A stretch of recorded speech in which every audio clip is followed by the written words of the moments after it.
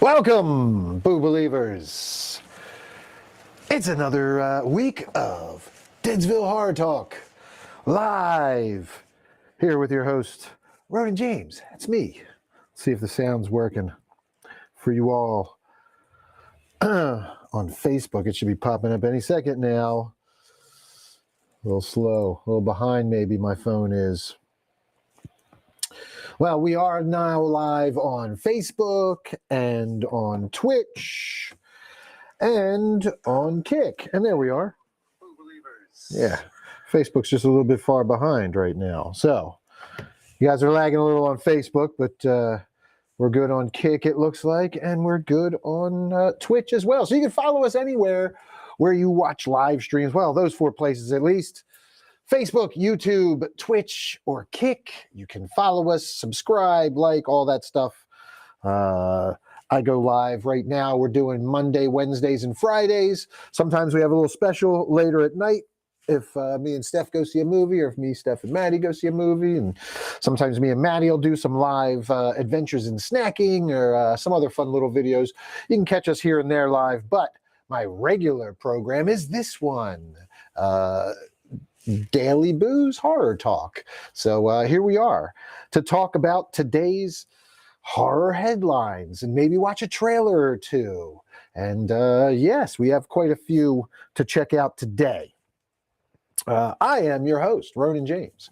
I've been a stuntman for 20 plus years, went to school for film before that, fell into stunts, so to speak. I've done some second unit directing, some of my own directing now, and now producing and creating content, as the kids call it. It's all filmmaking, just in different forms. But yes, here I am doing what I've always done, creating and entertaining, and we're talking news. This is new for me. I haven't always done this whole talking head live stream chat thing. This is still kind of relatively new, so feel free to jump into the comments, say hi. I will shout you out. I'll post your comments as you see. I got David Stanton Hike up there. He says, I'm here. Whoa, woot. Yes, and he says I sound just fine. So thanks for checking in, David. Appreciate it. We're going to get to some horror headlines shortly. Anybody else out there that is tuned in, feel free to say hi. I don't always get the notifications for everyone. So, yeah, feel free to join the chat with us and say hi to David as well. And, yeah, I'll take my time getting to certain stories. People usually jump in a little bit. Some people don't realize, oh, shit, it's 5 o'clock. And they come in. Oh, speak of the devil, there's Steph Infection. Just realizing it's 5:04. There she is. Hey, Steph Infection. How you doing, Scream Heart? Mwah! Thanks for tuning in. We are going to get to some news, and we have a trailer to watch here, and some more fun stuff to dig into. There's we got a list as well of 5 good remakes to watch, which I saw the list today, and I was like, oh, I'm going to read that because the cover photo for the list was a remake that I just started watching again that I really liked. Steph Infection and I were talking about it. She didn't even realize there was a remake. She has not seen it. And Maddie and I had started watching it late at night one night. So maybe it's a remake that Steph Infection and Maddie and I will all watch later this week at some point. But it's on the list because I saw the picture. So we'll get to that shortly. We'll do the list thing very shortly.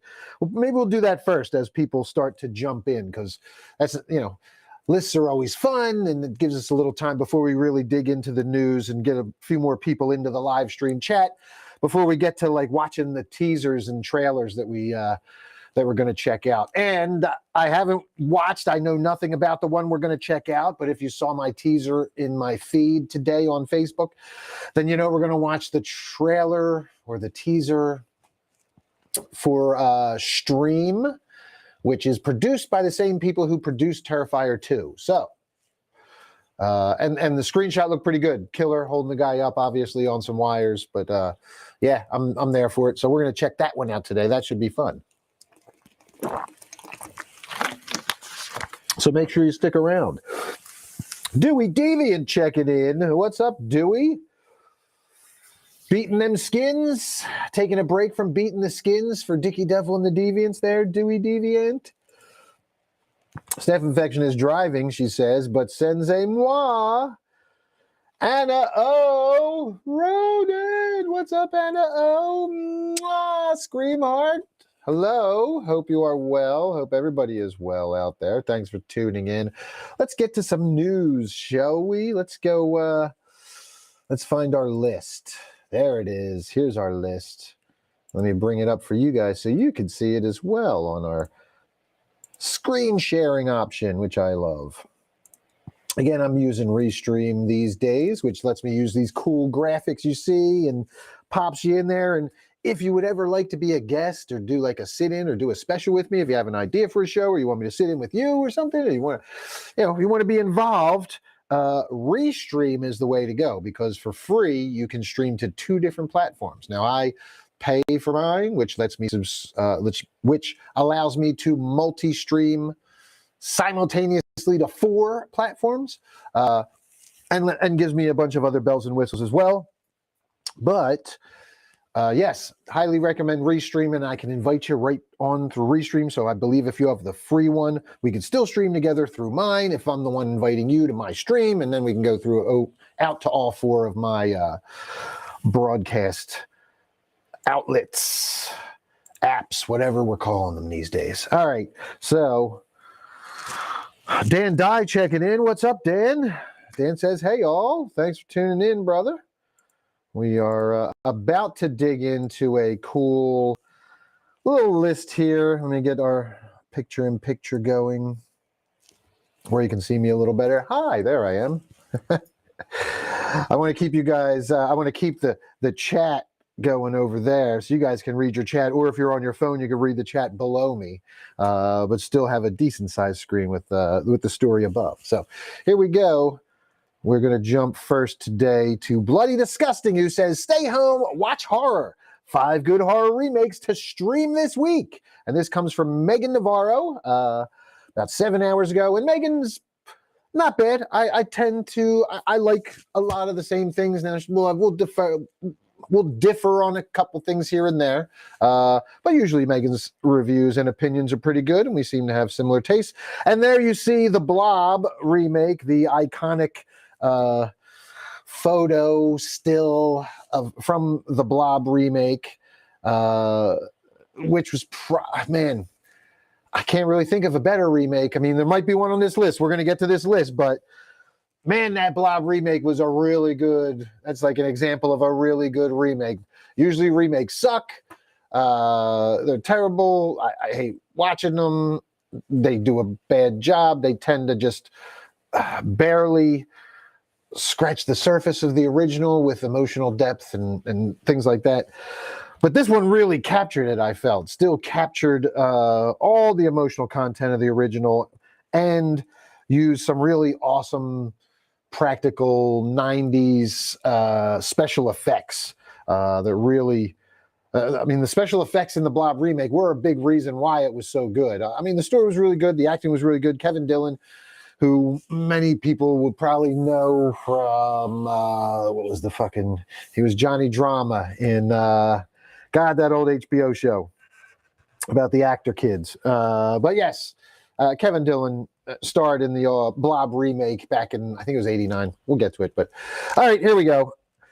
Megan Navarro writes, whether you love or hate them, remakes have been around for a long time, and they're not slowing down anytime soon. An update on The Crow is set to arrive this summer, with Hollywood's version of Speak No Evil not far behind, just as 2 upcoming examples. While not all remakes can hold a candle to the original, there's been no shortage of fantastic movies that reworked genre favorites in thrilling ways, some of which even managed to eclipse the original classics, like 1986's The Fly. Yes, all right, yeah, The Fly, and 1982's The Thing.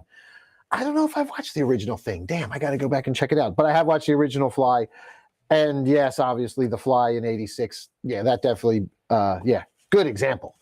There's 2 really good examples. I got to go watch that first, The Thing. But The Thing, 1982's The Thing was awesome. Obviously, John Carpenter, awesome fucking. So I don't know if I've watched the original. All right, moving on. This week's streaming picks are dedicated to horror remakes that set themselves apart from the source material, either through expanded storytelling or heightened visceral horror. Here's where you can stream them this week. And The Blob is on Tubi, and that's where we started watching it, I believe, when Maddie and I started watching it last week, a few days ago, something like that. So there you go. There's Kevin Dillon with his 80s mullet. Plays the bad boy on the motorcycle, the town hooligan in the leather jacket, similar to the Steve McQueen character in the original. He's like the outcast. So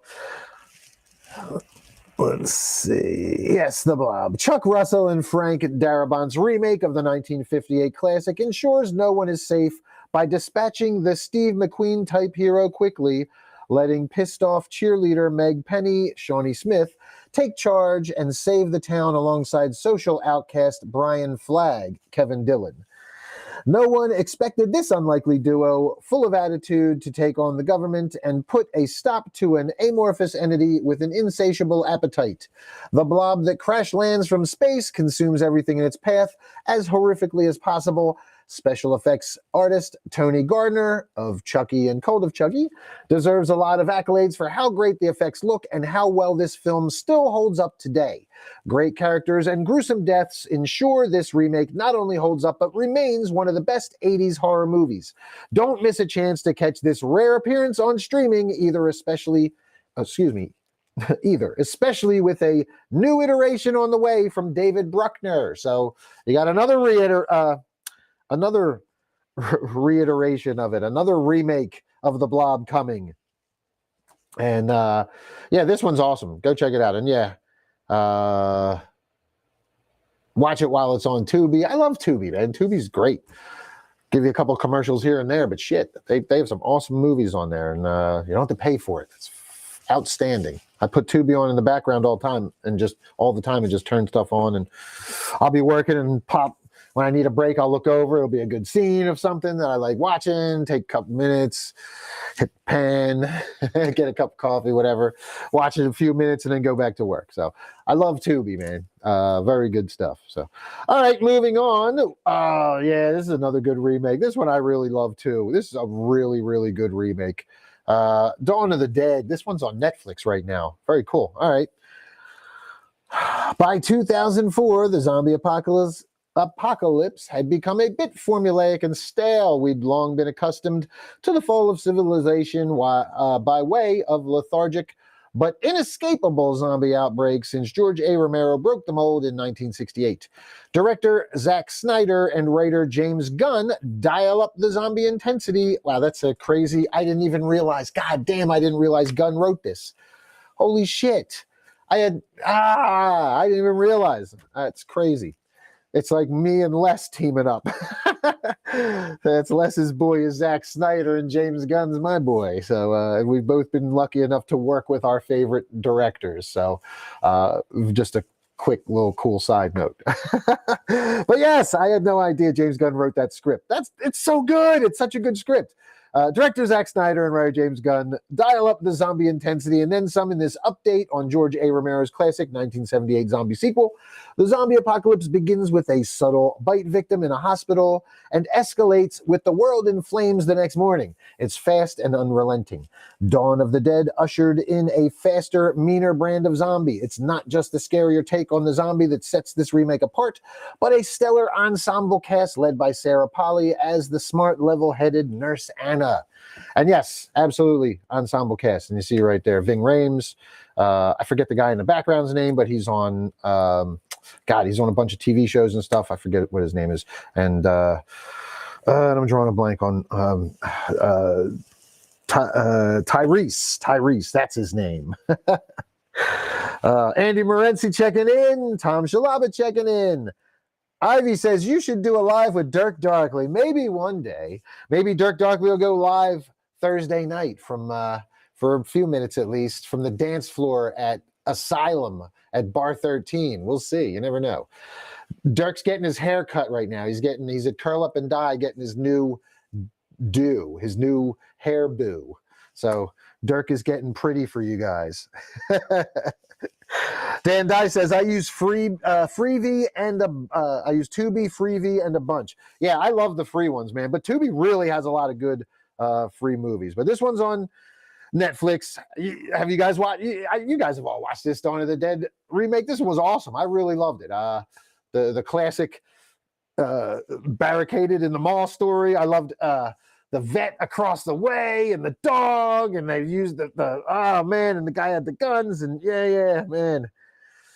It was a really good remake, and it makes sense too now that knowing that James Gunn directed it. I'm sorry, not directed it, wrote it while Zack Snyder directed it. Very cool. All right, well, we're going back to Tubi, and of course, and Tom Shalaba says Tubi or not Tubi. That's the question.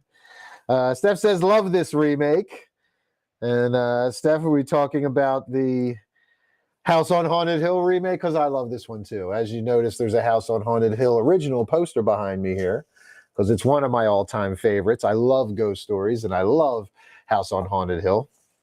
The original, one of my favorites growing up, watching black and white horror movies. And the remake was a really good one. And there's a shot of the nurse and the haunted doctor with the head morphing. Dark Castle Entertainment launched with a remake of William Castle's House on Haunted Hill, penned by Dick Beebe from Rob White's original 1959 story and directed by William Malone. The 1999 remake relocated to a foreboding psychiatric hospital for its haunted setting. This time, the ghosts were very real and very vengeful. Look for Jeffrey Combs as the Institute's head ghost, and a very inspired performance by Jeffrey Rush taking over for Vincent Price. Yes. The sprawling, impressive set pieces, eerie and fast-twitching ghost designs, and a copious amount of blood set the bar high for Dark Castle right out of the gate. And yes, Jeffrey Rush was amazing in this one. That's right. He does the Vincent Price with the fucking wife trying to kill him and they talk about poisoning each other. Oh man. Yeah. And also, as they said, Jeffrey Combs, the great reanimator, the reanimator himself, but and in the role he's known for is playing these creepy doctors or creepy scientists, and he plays one of the ghost doctors that's moving around in this one. An awesome job, and yeah, outstanding remake. That's another good one. This is a good list so far, man. I agree with all these on this list so far.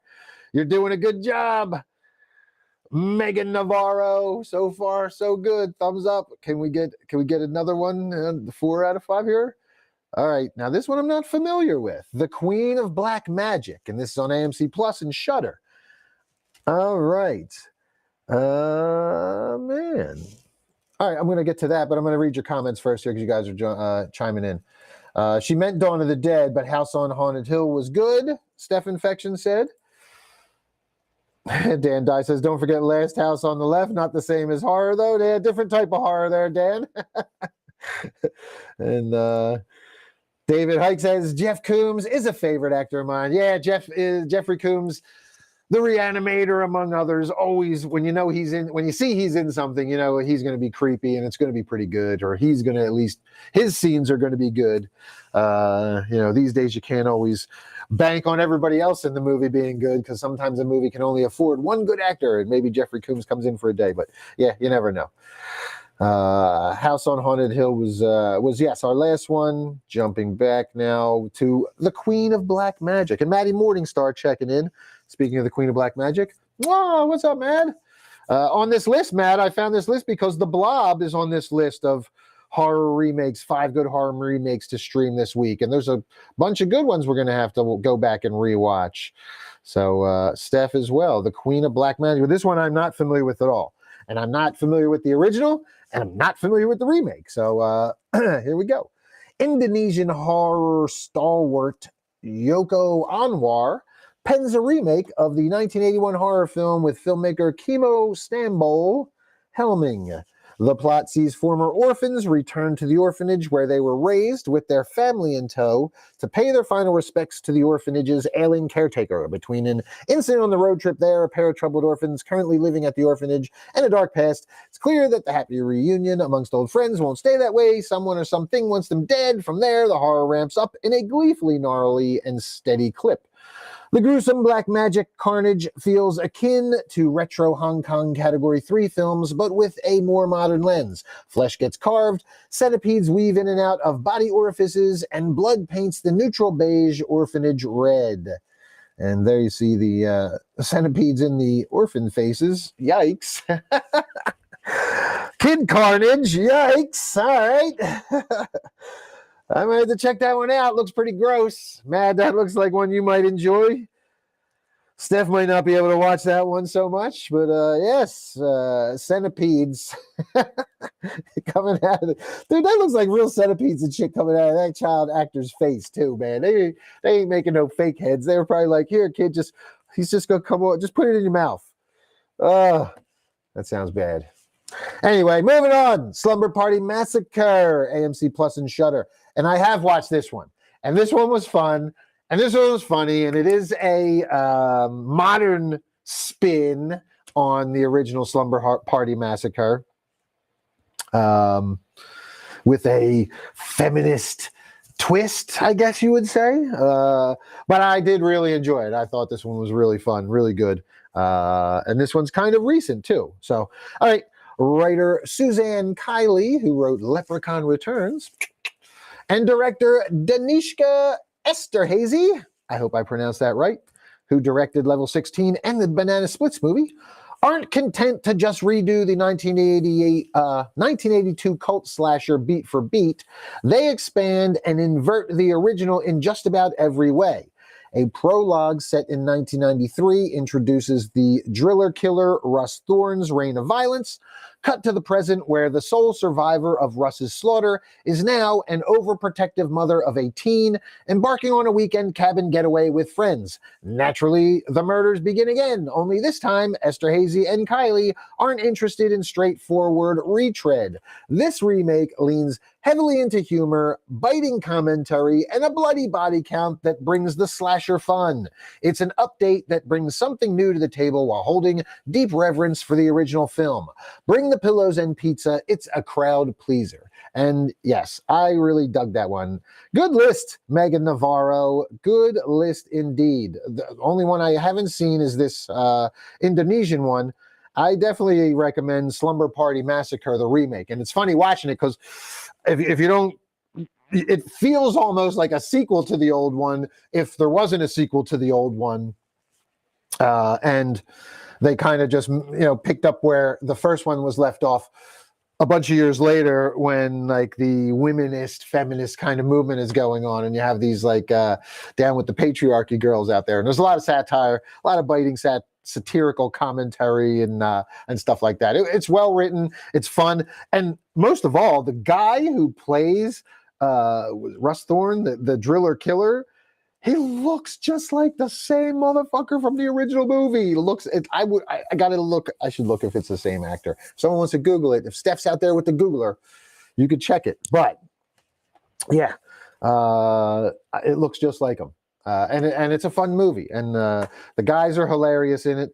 The girls are a lot of fun. It's a good, diverse cast, and there's different personalities, which is fun. They're not just like you have your different kind of stereotypes, but they're not just cookie cutter. Each one has their own personality. The guys are kind of funny in like in a goofy way. If you liked Barbie, it's kind of like that. It is. It really is kind of like, now I'm thinking about it, it's like, it's like Barbie meets Driller Killer.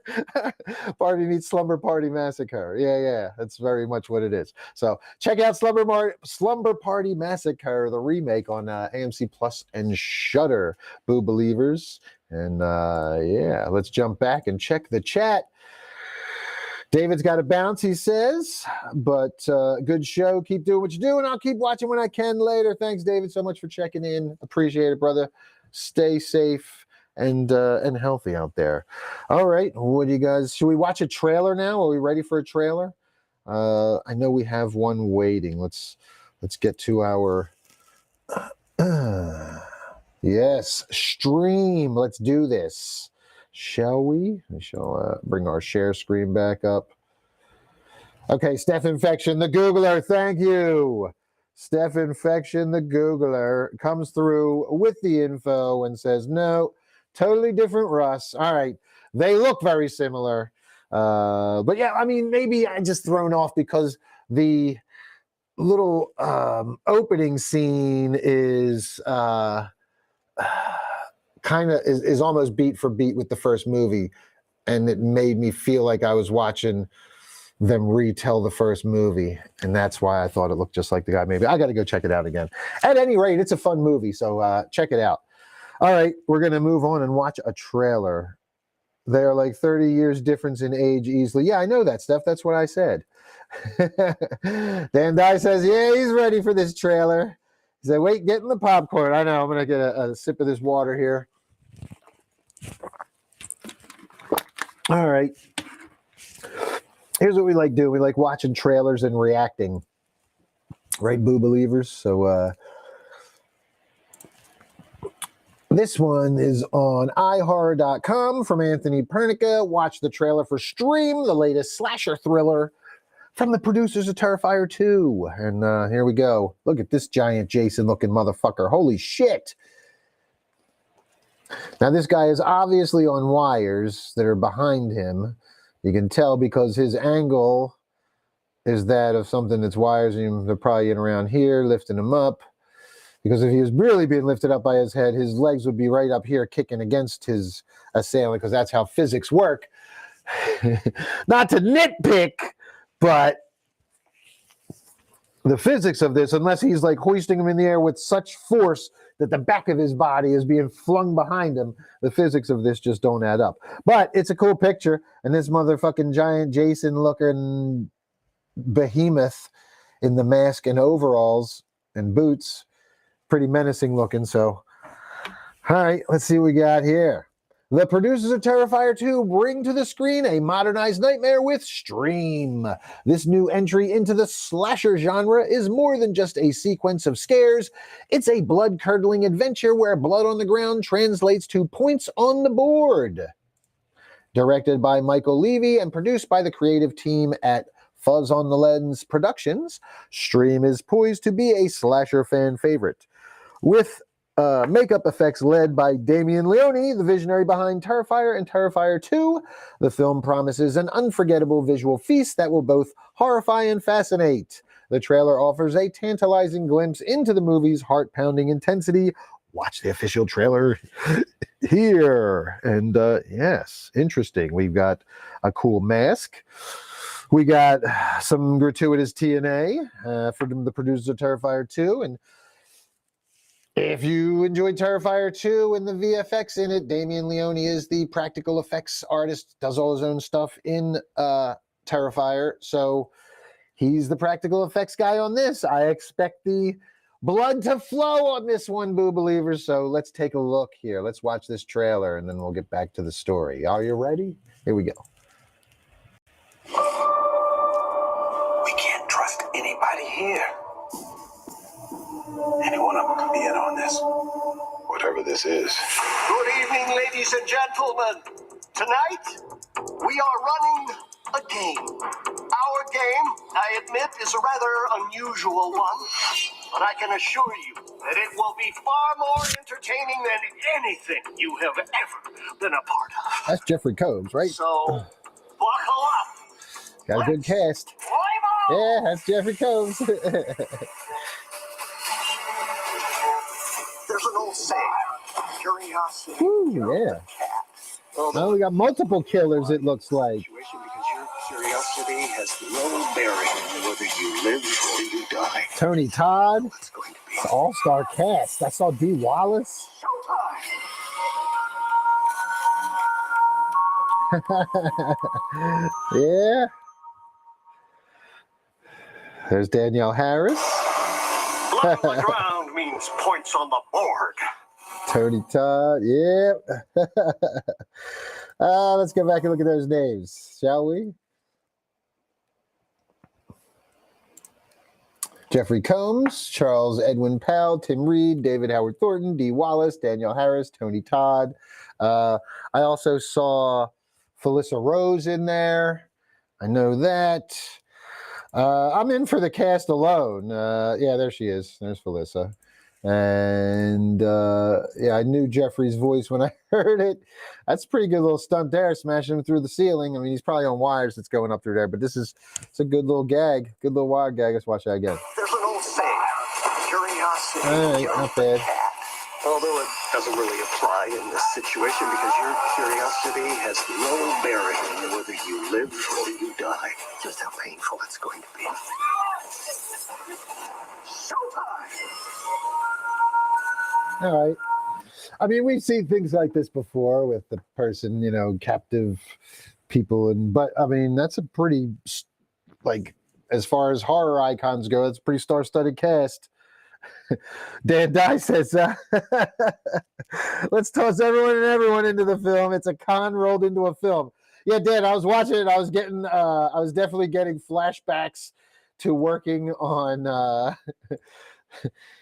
hang on, let me bring this back up here, to working on Death House. Because there was just so many people, and they're not like all main characters. There's going to be little cameos most likely. So there's Tony Todd.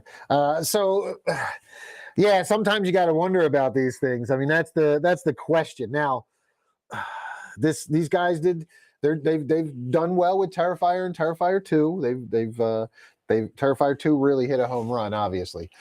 So we shall see. They're going to have good practical gore and good effects in it, and we've seen in the box office, story doesn't really matter.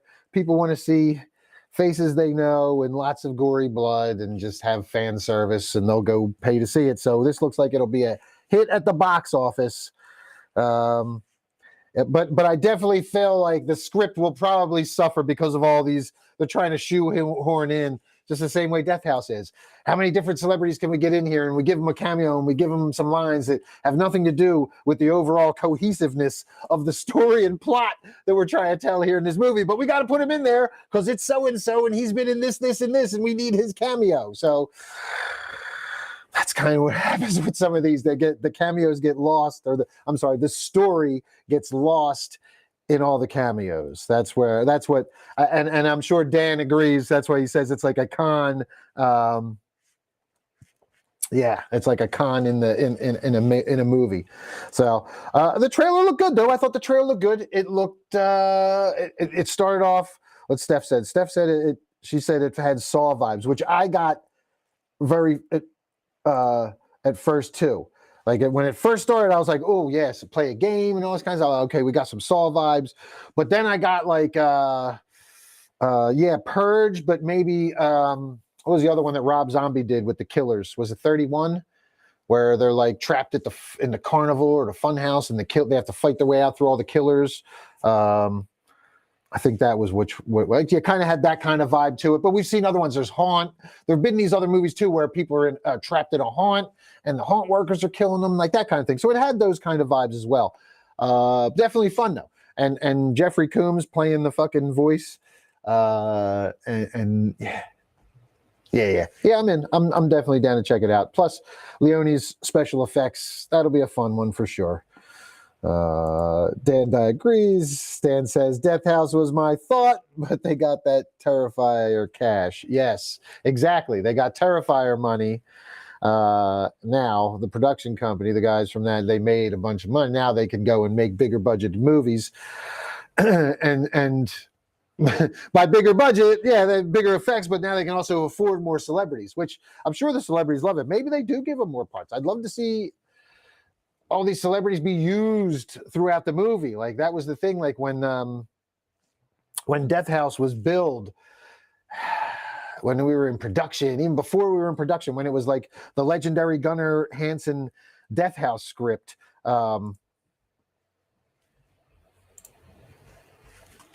It was, everybody was talking about it was the Expendables of horror. It was the Expendables of horror, and the thing was that the Expendables, like, was a team that was made up of all of the action heroes, and they were in the whole movie together. It wasn't just like, hey, Jet Li pops in and says 2 lines and then jumps out and disappears for the rest of the movie. It's not like, and that's kind of what Death House felt like. They were, so when everybody was like, yeah, it's the Expendables of horror, it's the Expendables of horror, I'm like, wait, it's not really though, because they didn't all like team up together. Like they had the one scenes that they shot in LA where they had the 5 evils and all that kind of stuff. It was so convoluted. Oh, but yeah, my point is the Expendables was the Expendables because all those stars starred in the entire movie. That was the beauty of the Expendables. It wasn't like Stallone was like, hey Arnold, come on, and I'll give you $1,000 to come do a day on my movie. We're gonna do this, and you know, oh, okay, I will come and do one day, but you only get 4 lines, and then no more lines, and then I have to go and do Jingle All the Way 14 with Sinbad, you know, and then okay, well, that's cool. I'll get Jet Li. Hey Jet, you want to come? Oh, I will do, but I will only do 2 days. No, it's not how it went down. Sorry, my terrible impersonations. Well, you get what I'm saying. That's kind of it's kind of like what you got with Death House. Pop in for a day, do a line or 2, and that was all we saw them for. And then they get killed off or they just disappear for the day. That's it. Steph says, I'll bet my life this will be so much better than Death House. LOL, not the fights, obviously. Thanks for saving yourself there, Steph, because the fights obviously I coordinated. So yes, I mean, we'll see what the stunts are like in this one. I put my stunts up against any movie of much higher budget than most, usually what I have to work with. So that's for sure. All right.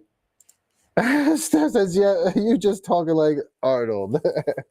Yeah, just a little bit. All right, let's get back to the next story here. Or no, let's finish this story. So we got the storyline centers on Roy and Elaine Keenan, who, noticing their family's increasing disconnection, decide to take action.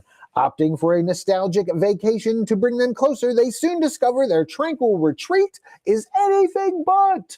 The hotel they choose is patrolled by 4 psychopathic killers, turning their family bonding time into a desperate fight for survival. The Keenings' peaceful getaway morphs into a chilling battle against time and terror, making their vacation one they might not live to forget. Now it sounds kind of like with that other movie that they're doing the remake of, The Intruders, or what man, the heck was it? That other new one. We watched the trailer for it a couple times, but all right. Stream is bloody, high-stakes game where survival is the only way to score. Check back for release date. So put some skin in the game, it says. And yeah, cool-looking mask. I don't hate it. But again, mask and hoodie. What do you know? Mask and hoodie killer. Oh, another mask and hoodie killer. Take it. The Strangers. That's what it is. Thank you, Brina. The Strangers. Yes. Sounds like The Strangers, except at a hotel. Yes.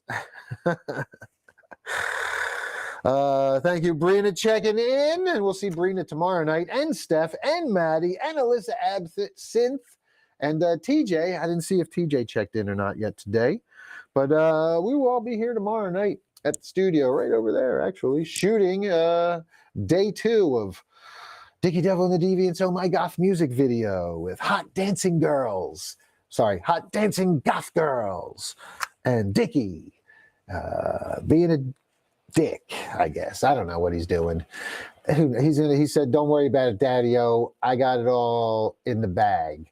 And that's all he told me. So that's what I'm working with. You see this? You see what I have to deal with? This is the level of professionalism with him. The girls are up here. The girls are awesome. They got the choreo down. They're awesome. Dickie, though, man, he's just like, you know. He also said this as he shut the door as he was hotboxing himself in my office. So he's got it all under control, daddy-os and daddiettes. Believe in Dickie. All right. Yes, Tom Shalaba says The Strangers was solid. So, yeah, there you go. That's kind of what this one reminds me of. What do you guys think? Stream from the producers of Terrifier 2. Yeah, I mean, I probably won't reinvent the slasher genre. It's probably just it'll have some cool, gory kills, and people will like and people like it, I'm sure, and a lot of fan service with lots of cameos. So, all right, there we go. That one's off the table. Knock both of these off the table here. Let's get some Scream 7 news. You guys want some Scream 7? We always want Scream 7 news.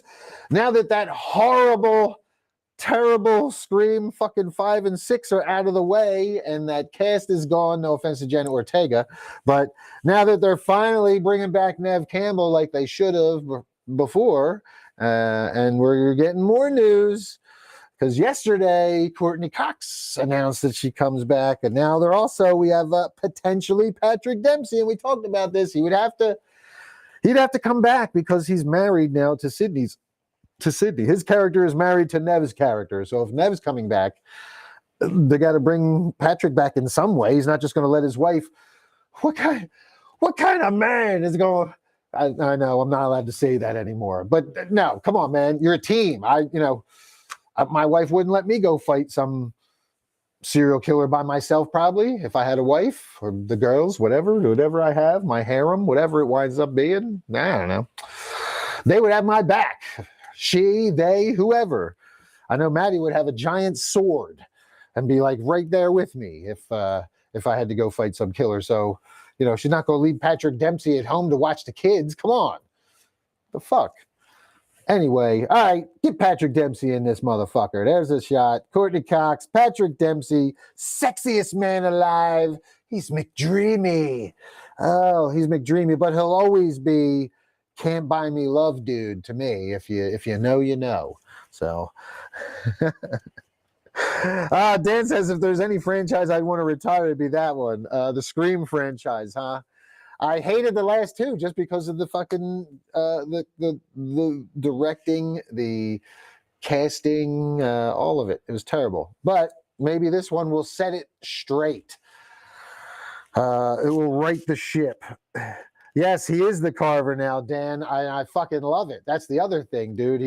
He's now Dan points out, Patrick Dempsey not only voted world's sexiest man alive, but also the Carver with a huge hit in Eli Roth's Thanksgiving. So he himself is a big deal right now. He's always been a pretty big deal, but all right.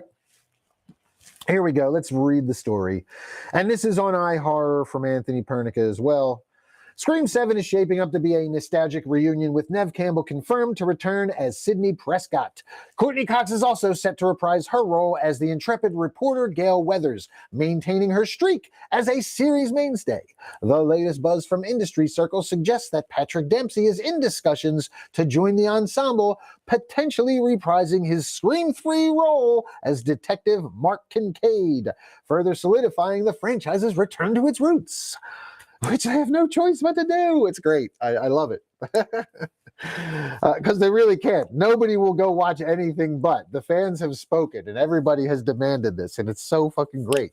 This is what you're seeing now. We fixed Sonic. Now the fans are fixing Scream. We could. The power of the internet is great, and the power of the fucking people on the internet is such a great thing. Sorry, I need a little water.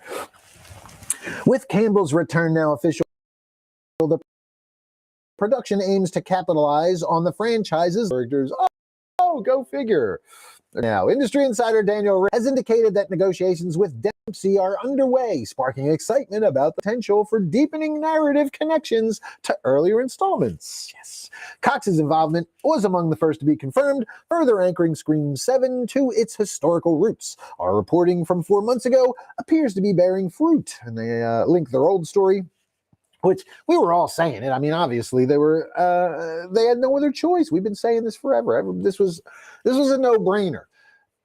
But I guess Hollywood has no brains because they could have fucked it up. I mean, they really, really could have. They really could have. But yeah, I mean, they're doing the right thing. So like I said, Dan, I know it's tough right now to be a fan of Scream after those last two, but man. I was really mad after the fifth one when a 16-year-old, 98-pound teenage girl killed Dewey.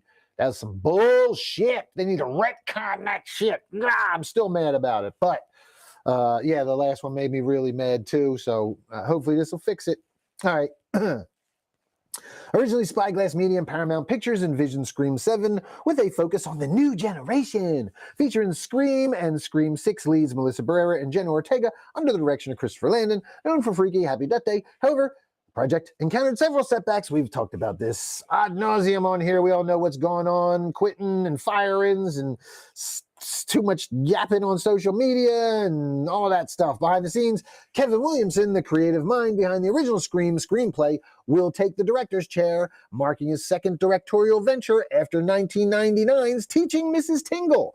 Williamson's return to directing, coupled with his foundational role in crafting the Scream saga, promises a blend of original suspense and modern horror sensibilities. And I'm all for it.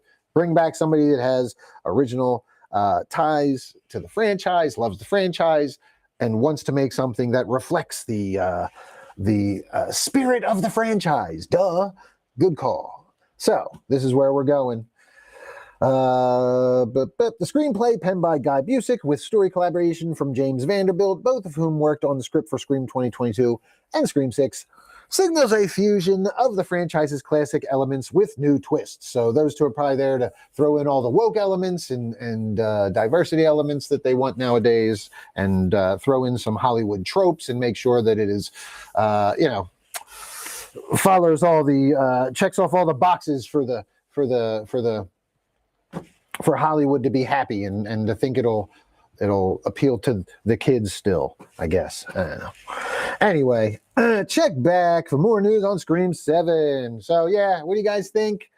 Are you down? Are you going to give it a shot? Like we said, like Dan said, he's not been thrilled. I wasn't thrilled with those last two. I don't know if I would have kept. I mean, I would have watched them, but I tore that. If you watch my review, I tore that last one apart on Deadsville Horror Talk so bad I made reels of rants on different parts of the movie that just drove me fucking nuts, man. Drove me nuts. So yeah, man. Dan Dye talking about McDreamy says he's drowning in horror cash. LOL. Yes, he sure is. Tom says the dysfunctional family vacation moves to a remote location and it all goes to hell is a tired trope. Yeah, that's it goes. It gets done all the time as well. I agree. A lot of these tropes. I'm going to do a whole thing on just fucking different Hollywood tropes that I hate and why they make no fucking sense. You guys want to see that? That's going to be a real series coming soon. Dan says, yeah, Disney needs to listen to online talk. Says, yeah, there's hope. Brina agrees with me that Dewey got done dirty. That made me so angry. Brina, me too. I was so fucking mad. Like, I was especially mad when it's revealed at the end that it had to have been the girl. And she's like, I killed Dewey. And I'm like, what? No fucking way. There's no. Look, and I'm not even trying to be sexist or chauvinist or any kind of ist. Aside from, I guess, a realist or maybe a physicist, because Dewey would have weighed like 180. I mean, I'm 5'10-ish and I'm like 165. So he's taller than me, and he's probably he's older, probably a little bit heavier. The actor David Arquette. So he's probably in the 175, 180, 185 area, I would suspect, if not more. So there's no way that little girl was overpowering him and killing him. No. Anyway, see, you got me going off again. I didn't even do one on that. But yes, Brina, I agree, man. So mad. He got done so dirty. I said she knew martial arts. Did she though? They never covered that, Dad. I think you're fucking with me, Dad. Tyler checking in. What's up, Tyler? Of Dead End Lane and Italian Blood. Hey, yo, Paisan. Hey, you missed it. I did my Stallone earlier. Hey, yo. He was talking to Arnold over here. Yes, it was me. I was Arnold. I was talking over here to Stallone. You just missed him. I can't. I'm out of practice with my voices, boo believers. If you want more of that, you can comment, and I'll practice before the next. I'll practice some of the voices I used to do. I used to do them for my son all the time. Many different cartoon and actors' voices and crack my son up in the backseat of the car on road trips while I would do Scooby and Shaggy and Dr. Doofenshmirtz and I got a bunch of them, actually. I just haven't done them in a long time. So, yeah, maybe we'll break some of those out one day. But I'm also doing these fucking Hollywood tropes I hate. And I'm going to fucking come with some reels, and you're going to laugh, but you're also going to be like, God damn it, I hate that too. You're going to be agreeing with me. So watch for those, boo believers. All right.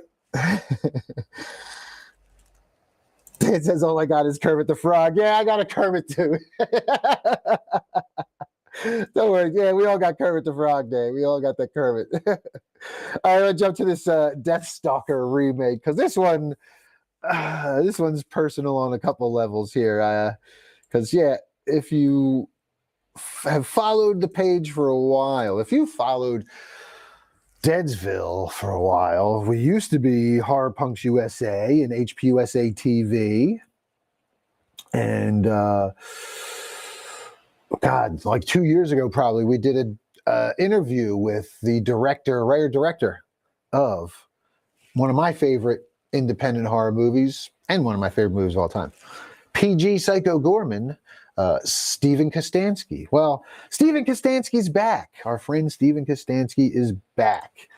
And he is, and I love this for him especially. And I'm going to see what to see. Steph, we'll have to reach out again and see if we can get an email over to him and see if we can chat about this one, because I loved Deathstalker, man. When I was a kid in the 80s, Conan came out, and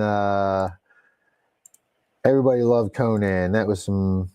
That sword and sorcery Conan shit was awesome back in my day. So right after Conan was a big success, of course, everybody came out with their own sword and sorcery epics to piggyback off the success of Conan, obviously. So scantily clad women, crazy big creatures, and heroic dudes with big-ass swords. Nothing phallic about that, boo believers.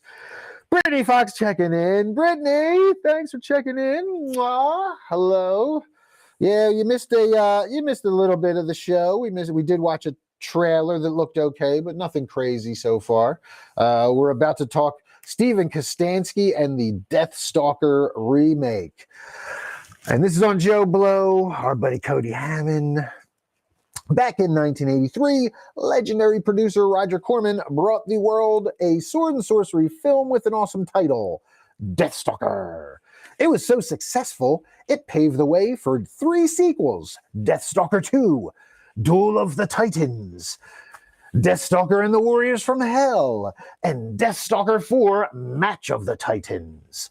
The franchise went dormant for more than 30 years, but earlier this month, we learned that it's being revived by filmmaker Stephen Kostansky, whose previous credits include Manborg, Father's Day, The Void, Leprechaun Returns, Psycho Gorman, and episodes of the short-lived Day of the Dead TV series. And yes, if you are not familiar, get familiar with Stephen Kostansky.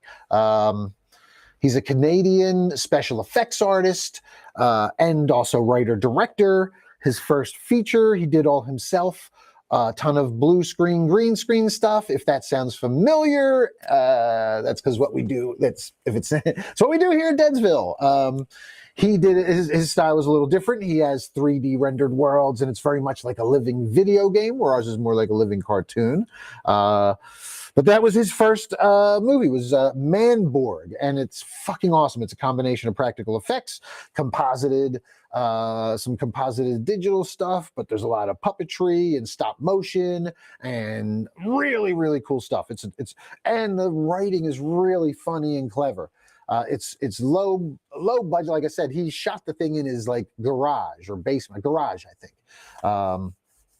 So check out Manborg. I can't recommend Manborg enough. It's so funny, so well written. It's old. It's not in HD. So it's a little grainy, but it's such a fun movie. Definitely check it out and comment if you've seen it. If you've seen Manborg and you're familiar with Steven Kostanski's work, along with PG Psycho Gorman, which you better be familiar with Psycho Gorman. Believer, just pause everything right now and go watch Psycho Gorman if you have not, because it was one of our favorite movies of 2021 or 2022, I guess it came out. Amazing, hilarious creature, practical effects, almost like Power Rangers-esque, with splatter, over-the-top blood and gore, is the best way to describe Psycho Gorman. And it's funny, and it's heartfelt, and it's got smart-mouth kids in it. And yes, Kostanski did an amazing job. He's done these other movies. The Void is a really fun, like Lovecraftian, like a Lovecraftian thriller with like a cult trapping some cops and a late shift at a closing hospital, all in this old hospital, like trapping them in there while they're trying to do this ritual and sacrifice them.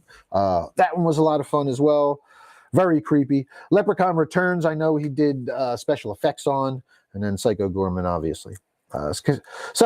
Continuing with this story, though, Kostanski is writing and directing a Deathstalker remake that has Daniel Bernhardt of John Wick on board to play the title character. And now more details on the plot have been revealed. When the project was announced, we heard a Kickstarter campaign would be raising funds to help Kostanski's Action Pants Effects Shop create the monsters that will be populating the film's fantasy setting. That campaign is now live, and that's where some details on the plot were spilled. Here's what the Deathstalker remake is about. The kingdom of Abraxion is under siege from the Dreadites, a mysterious horde of warriors whose sudden appearance is rumored to foretell the return of Necromemnon. This all sounds very familiar, obviously. It's all very derivative. An ancient sorcerer long thought dead. Such times of chaos are times of fortune for men like Deathstalker, who having broken ties with all guilds and banners, now ekes an existence from the spoils recovered in the wake of Dreadite attacks. Our story begins when Deathstalker unknowingly recovers an enchanted amulet from a corpse-ridden battlefield and finds himself cursed by an arcane magic. Now pursued by a monstrous clan of assassins at the behest of the Dreadite Scourge, Deathstalker is forced into a perilous quest to reverse the curse and rid the realm of evil. Death is just the beginning of a great adventure. There you go. It's a very long synopsis there, but I guess that's not the synopsis. That's, I guess, they have to give you a write-up on Kickstarter so people will feel good about backing the project. So they're going to write more and do more than a regular synopsis. So I have no problem with that write-up. That sounds okay. And again, I'm in for Kostanski. I think he's a good person to have helming this. Hopefully the stunts are good. Steven, if you watch this, call me if you need a stunt coordinator. I do wire work, sword work, martial arts guys. I got a bunch of them. Let me know. I'll come to Canada. Why not? The campaign also confirms that artist Boris Vallejo, who painted posters for all 4 of the previous Deathstalker movies, will be creating the poster for this one as well. In addition to this film, there's also going to be a Deathstalker comic book series from Vault Comics. Kostanski is on the comics creative team with writer Tim Seeley, artist Jim Terry, and Slash of Guns N' Roses. That's awesome. Tim Seeley, Batman. He's written some Batman. He's written some Batman stuff. The Deathstalker remake is coming our way from Hangar 18 Media. Pashka Patricky, Avi Federgreen, and blah, blah, blah, producing, with Slash and Rodrigo Godino of Berserker Gang Films serving as executive producers. That's probably the only producer's name on some of these movies that I will give a shit about or even recognize. Slash from Guns N' Roses is the producer on this thing. He's one of the executive producers. Very cool. I wonder if they'll have some of the music in there. That's pretty cool. That's pretty fucking cool. All right. Well, then they go on to show a couple of the posters. There you go. Deathstalker 2, they replaced the original Deathstalker. Richard Hill in this one, the blonde, and in this one came back John Turleski. And he is the raven-haired, mulleted Deathstalker. So yeah, Dan says, "Oh wow, that's wild." Yeah, the Slash stuff. It's pretty cool. So it's got a little money behind it. That's cool. I hope they make this fucking creature. That'd be rad. I think Kostansky's actually had pictures of some of this stuff on his from the shop. Yeah, and then here we go. Richard Hill came back for 4. Yeah, look at that. Was he in 3? And who was in 3? I don't see his name down there on 3, but he came back for 4. That's cool. All right, well, there you go. For all my old sword and sorcery heads, who remembers Deathstalker and is ready for the rematch? Yeah, Dan, the stuff with Slash is pretty cool, man. He's the producer on it, and hopefully they get some music in there. That's pretty cool. All right. There you go. Deathstalker news with Slash as a producer. Fun stuff. I'm in. I like Kostansky. I think he's a good choice to try and revive that franchise. So we'll see if the people. Man, that's a good shot right there. You get some side boob action. That's classic 80s side boob right there, y'all. You see that? Woo! Classic 80s side boob. I love it. All right. What else have we got here? Let's jump to this one real quick. I'll try and make this one quick. Late Night with the Devil. Now, Steph and Maddie and I are going to go see this Wednesday. We already have plans. We have a shoot tomorrow night. So Wednesday, we're taking off the night because then on Thursday, we're going to go to Asylum and shoot some Darkly on the dance floor at Asylum, Bar 13, maybe do a little live. But Wednesday, we got to get out and see these movies. We didn't see anything over the weekend. Ghostbusters is out. Late Night with the Devil's out. We didn't get to see either of them yet because we had a show Saturday. We had a surprise birthday. Happy birthday, Kira from Galaxy Has Eyes. We had that on Saturday. Sunday was a day of recuperating and getting some work done. Same here today. And yeah, back to work tomorrow. But Wednesday, we're seeing this one. Late Night with the Devil, Sunday box office numbers coming in at an unholy 666,000. Now, I have a really hard time believing that this is like 100% accurate. They had to fudge these numbers. There's no way. It says, no, we're not joking. Late Night with the Devil is reportedly tracking for an unholy 666,666 Sunday box office gross. There is no fucking way. That's got to be a marketing fucking ploy. There's no way. Very deep with the Variety's weekend box office report is a rather eyebrow-raising stat. Late Night with the Devil, which is proved to be one of the biggest breakout indie hits in recent memory, is reportedly on track to gross an estimated 666 at the box office today. This is on Sunday. Final numbers aren't in, but what a ghoulish, perhaps even unholy surprise this is. It's the kind of publicity you can't buy, and to be fair, Variety's report might be a bit off. When I put together our own box office report here on Joe Blow, I tend to follow the numbers put out by Paul Der Garabian at ComScore, and so far he hasn't listed Late Night with the Devil's daily gross.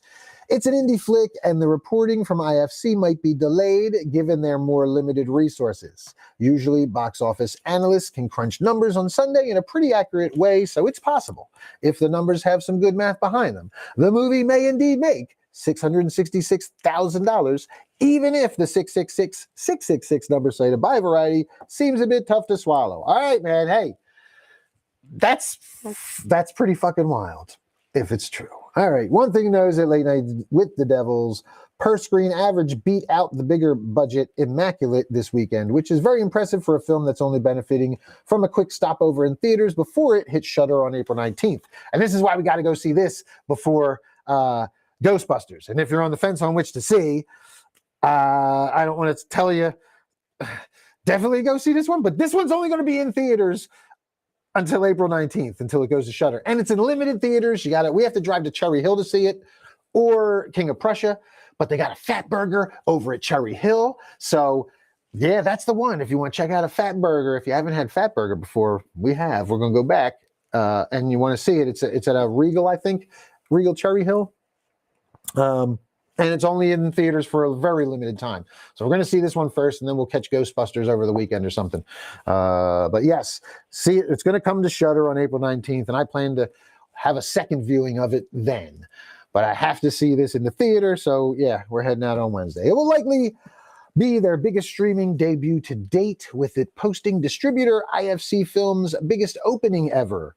Our critic Tyler Nichols thought that it was outstanding, and the film earned raves from such horror notables as Stephen King, Kevin Smith, and Paul Schrader. This weekend, Schrader, who often makes his contempt of new movies fairly obvious, wrote the following on his Facebook page.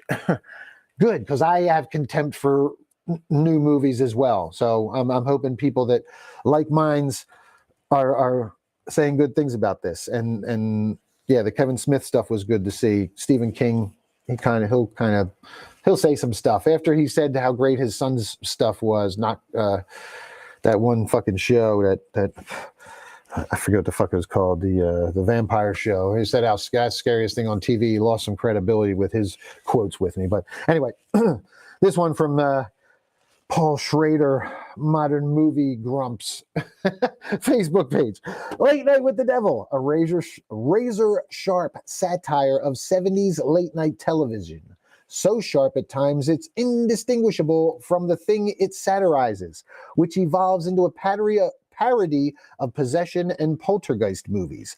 Can't quite land the ending that might not even be possible, but worth a trip to the cinema, even on a rainy New York City afternoon. So there you go. Even the grumpiest dude didn't hate this one. Doesn't nail the ending, but that's tough. Most movies have bad endings, I feel like. But yes, if you saw it, what did you guys think? Don't give any spoilers in the comments, but have you seen it? Are you going to go see Late Night with the Devil? Have you watched the trailer? We've watched the trailer a bunch here, and it's creepy, captures the 70s vibe, the aesthetic, the chaos of live television. Yeah, man, I can't wait. I've been waiting for this one. I can't wait. So there it is, Boo Believers. Let me know your thoughts in the comments. Yeah, Dan says Tuesdays are the $6 films. I know, but we have a shoot planned on Tuesday, Dan, that we have to keep up. So we're going to go Wednesday instead. Yeah, it was just the way it worked out. Brittany says, I'll have to see what theaters are playing it near me. Yeah, definitely check it out, Britt, while you can. And I plan on watching it again on Shudder for sure. Dan says also try Habit Burger. Kate Stevens checking in. Hi, Kate. Mwah. Thanks for checking in. Scream Heart says, can't wait to see that one. Yes. Dan said, I said that pretty side boob for the record. Dan's talking about the side boob from Deathstalker earlier. Yes, thanks, Kate, for checking in. Let's see. Let me go back now. All right, so yeah, there it is. Late Night with the Devil. We will check in with a review. You can bet that is coming, Boo Believers. So once we see it on Wednesday, Steph and I will probably get together for a review of it, live or taped. We'll see. But you can count on a review coming from it. All right. We're going to do one more story, then we're going to get out of here because it's been over an hour. I just got one last thing to do for you, and here it is. We've talked about this one a couple times for our gamer friends and our Killer Clowns from Outer Space fans. The video game is in the works, and it is official.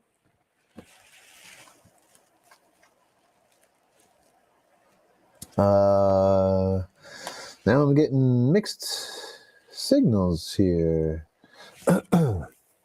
So here we go. This is on Joe Blow, and this is from March 25th. Today. I'm sorry, March 22nd. It was updated today. So originally, I guess, it was reported from Cody Heyman that the Dickies have said that their theme song won't be included in the video game based on Killer Clowns from Outer Space. So you see that in the sub-heading here. The actual heading, though, reads, Killer Clowns from Outer Space video game will feature the theme song by. So let's dig deeper, Boo Believers. And there we are. We've looked at some stuff for the video game. It sounds fun. It's very much in the vein of Friday the 13th and the new Texas Chainsaw Massacre video game, where it's like lopsided numbers. Some people play as the killers, some people play as the humans trying to escape, or whatever. So this one would have, I think it was like 7 versus 3 or 7 versus 4, where you have 4 clowns with OP weapons and you have 7 humans trying to stay alive and set traps for them, that kind of thing. Similar to the lopsided numbers in Friday the 13th and now in the more contemporary, I think it's like 4 versus 3 or 5 versus 3 Texas Chainsaw Massacre game that our friend Kane Hodder did the Leatherface motion capture on. So, all right. Update 2, the folks behind the game have confirmed to our friends at Bloody Disgusting that the Dickies tune will indeed be in the game.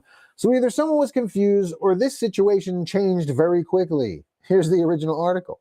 You think it would be a given that any new project that serves as a follow-up to the 88 cult classic Killer Clowns from Outer Space would need to feature 2 very important elements: the clowns and the famous song by the Dickies. But the upcoming Killer Clowns from Outer Space video game is missing one of those elements, as the Dickies have confirmed that their theme song is not being used for the game. The announcement was made on the Dickies fan page. Here we go. Got some gnarly news to share, a true bummer. The Dickies Killer Clowns from Outer Space theme song won't be an upcoming Killer Clowns video game. Yeah, it makes you feel a bit gutted, like a total slap in the face after all the love and loyalty fans have given that song for 36 years. The band really appreciates that you've rocked out with them at their club dates and really dug that the song was featured at Universal Studios Horror Nights. It's like they're fucking with the Killer Clowns' heart and soul. Keep the Clowns connection alive. Let your voices rip online. That rad song belongs in the game. The Dickies send their thanks to you for being the most bitchin' fans around. And an update. The post, wow. Man, didn't we just talk about the power of the internet earlier? That's crazy. Wow, man. That's crazy. Update, the post was taken down just a couple hours after it was posted, which may be a positive sign for the song's inclusion. And then here we go. We've already got, it's confirmed now. Killer Clowns from Outer Space, directed by Steven Chodo, etc., etc. We know all that. And we've talked about the gameplay. So, all right. Here's hoping, yeah. So that was the update. There's the update. The Dickies song is now. So who knows what happened, man? That's crazy, though. We're talking about a story. Literally just talking about the story when we started the show about how the online voices can... they can make shit happen. They can make shit change. So there you go. I mean, the Dickies posted that. That's a shame, dude. If they were originally not putting it in there, I don't know why they wouldn't. I mean, how much would the Dickies want to include the song in the game? I mean, that wouldn't. Could the licensing of the song? Excuse me, guys. Can't be that much. But yeah. So there you have it. Looks like the Dickies posted that. All of the fans probably went right to the message boards for the video game makers, who went right to see how much how much it was going to cost to license the song for the game, and made sure they put it in there, because that would have been a PR fucking disaster. You know what I mean? People, because you're banking your entire game on this IP. It would have been a disaster if it would have come out that they did it like that. Nah, we're not putting it in there. The Dickies like, yeah, they fucked us. They didn't put the fucking song in the game. That'd be so fucked. Mouse Cravensworth for checking in. What's up, Mouse? Thanks for checking in. Michael McDonald checking in. And Brittany Fox says, the song is in the game now. Yes. Yes, Brittany, it is. We are... Oh, and also Brittany sent stars. Mwah! Thank you, Brittany, for the stars. Really appreciate it. Thank you so much, Scream Heart. But yes, confirmed. The song is in the game. So yeah, that was some disappointing news to read. And glad that got fixed rather quickly. That's cool. Before we even got to the story. So there you go. Dan says, Taylor Swifties making it happen. Without the song, come on, they can't do that. It'd be over. Exactly. That's exactly my point. You couldn't have that game without the song. Yeah. And Brittany checks in and says, yes, I'm so stoked for this game, and so is my son. Oh, that's awesome. You got a next generation of Killer Clowns from Outer Space fans. That's awesome.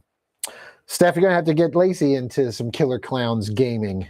My son, he's on, maybe he'd play it. We'll see. He'd play it with me. He watched the movie as a kid too. That was one of the movies I let him watch. He's older now, so he's on stream and plays all his big boy games. So I don't know.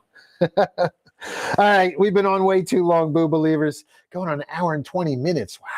Thank you all for tuning in and sticking around for so long.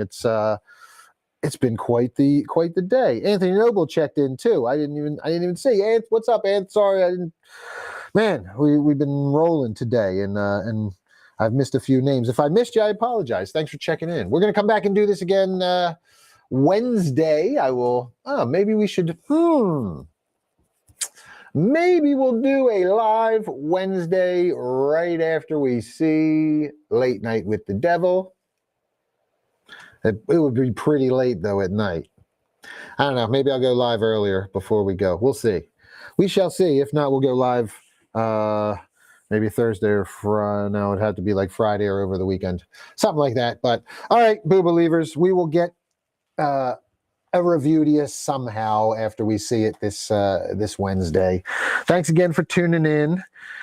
Dan says, shoot, thanks for hanging, Ronin. Appreciate it. Yeah. Love y'all, and make sure you check out the reels.